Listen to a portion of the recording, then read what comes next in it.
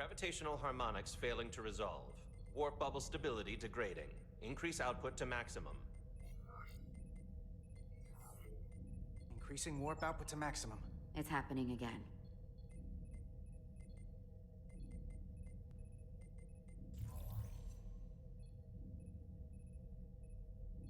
It is evident that presently the Resolute cannot achieve warp propulsion. Since our diagnostics rule out any problems with our warp systems or anything about the ship, the problem appears to be the fabric of space itself. Space itself? You're saying something about this region of space prevents warp travel? Prevents it, or can't sustain it. Well, couldn't we slow-boat it out of here at impulse speed? It may come to that, but we don't know how far this warp dead zone extends. Captain Solano is on his way back from the negotiations, and I want to have some answers for him when he gets here. Indeed. Given the facts at hand, we may be able to deploy subspace probes around the ship to construct a clearer picture of the phenomenon. Around the ship. I'll prep a shuttle.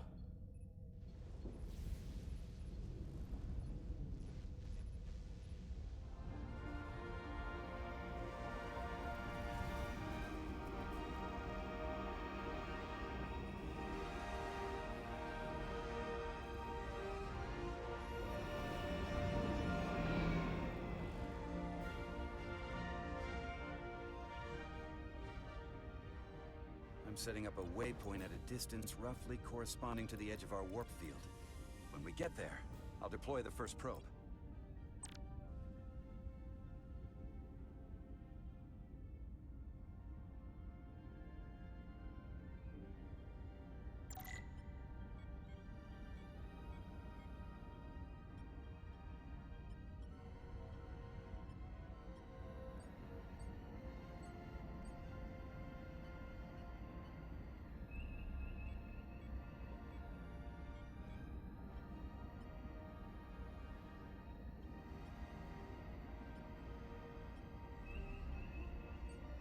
Commander Westbrook, the Resolute systems are calibrated to receive the probe's readings. We are standing by to reproduce the warp field collapse after the first probe is deployed. Thank you, Mr. Chovak. We'll be in position shortly.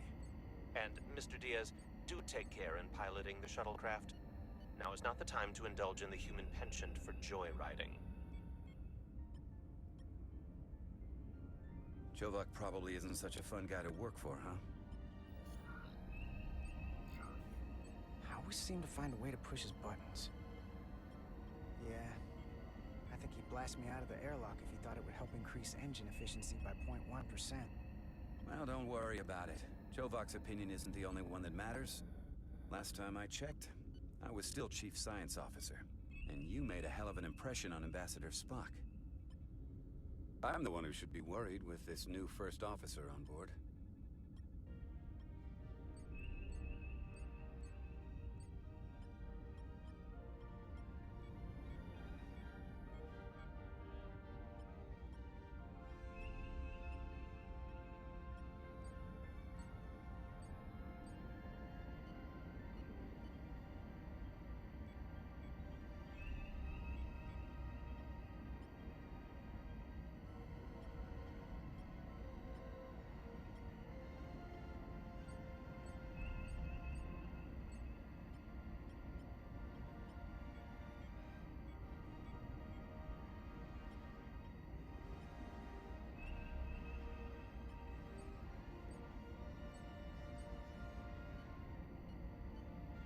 This is far enough.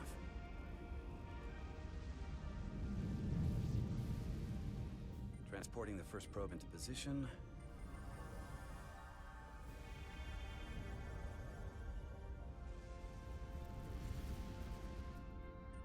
Westbrook here. The first probe is deployed. Understood. We are reading it. We are about to replay the simulation.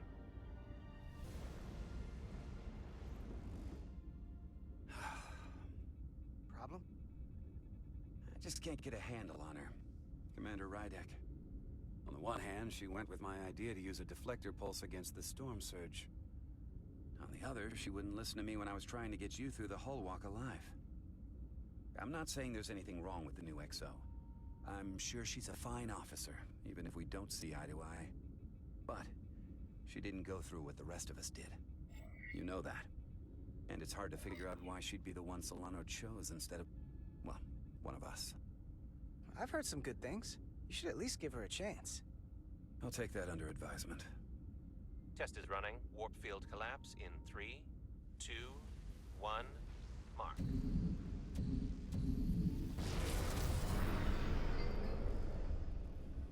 Whoa. All right, that is definitely a problem with the fabric of space. We need to get another probe out there.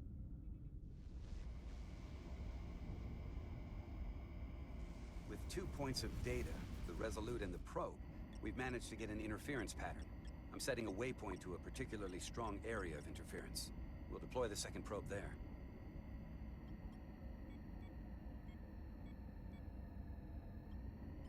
Listen, I'm gonna give you a piece of advice I wish someone had given me. Make sure you're never just one thing. And don't get so focused on what's in front of your face that you lose sight of the big picture. Before Rydek showed up, the captain pulled me into his ready room and told me he didn't think I had the people skills to be first officer. What a load of crap. Well, if you're asking, I think you're a people person. After all, here we are. Me, an enlisted officer. You, one of the senior staff. Talking like old buddies. I should send Solano to talk to you. Bring him on. I'm sure you can handle him. You've got potential. You're a capable engineer. You're good in the field. Keep up the good work, and who knows? A solid jack of all departments like you could be Commander-in-Chief of Starfleet one day. Hell, Admiral Jellicoe started as a shuttle pilot. I don't know. I'm pretty happy where I am. You must be a glutton for punishment. Lieutenant Commander Chovak has been known to take decades to warm up to people.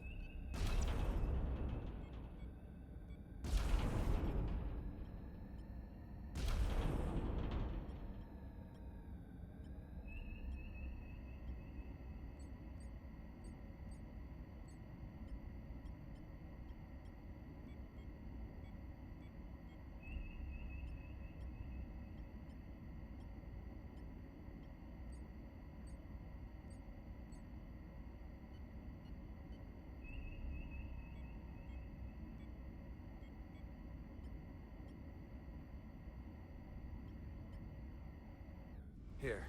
This is close enough. Stop the engines. Deploying the probe. Westbrook to Commander Chovak. We're ready for another sampling of data. Very good. Running the simulation again. Warp field collapse in 3, 2, 1, mark. There it is again. I saw it. It seems to be directional. Well, what about the scans? Anything?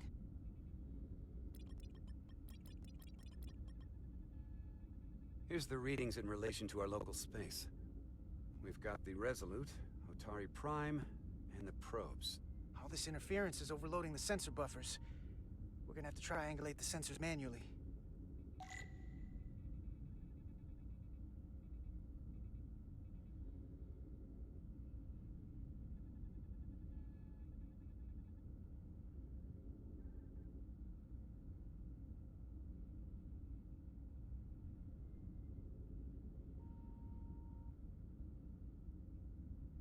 We got something.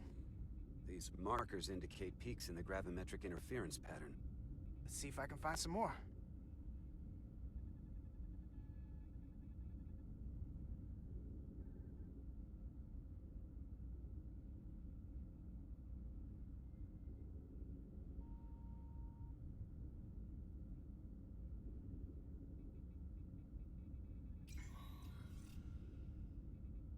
Hold up. This is coming from the moon. A beam that blocks warp travel. Aimed right at us. Someone is doing this intentionally. I don't know how they're doing it. This is like nothing I've ever seen. Why would they be doing this? We came here to help these people. And now we're getting hit by some warp-killing weapon? Now, look here. It's current readings of the ion storm. These concentrations... they line up with the interference pattern. The storm and this beam, they're coming from the same place. Carter, whatever petty local conflict brought us here, it's just a small part of something much bigger.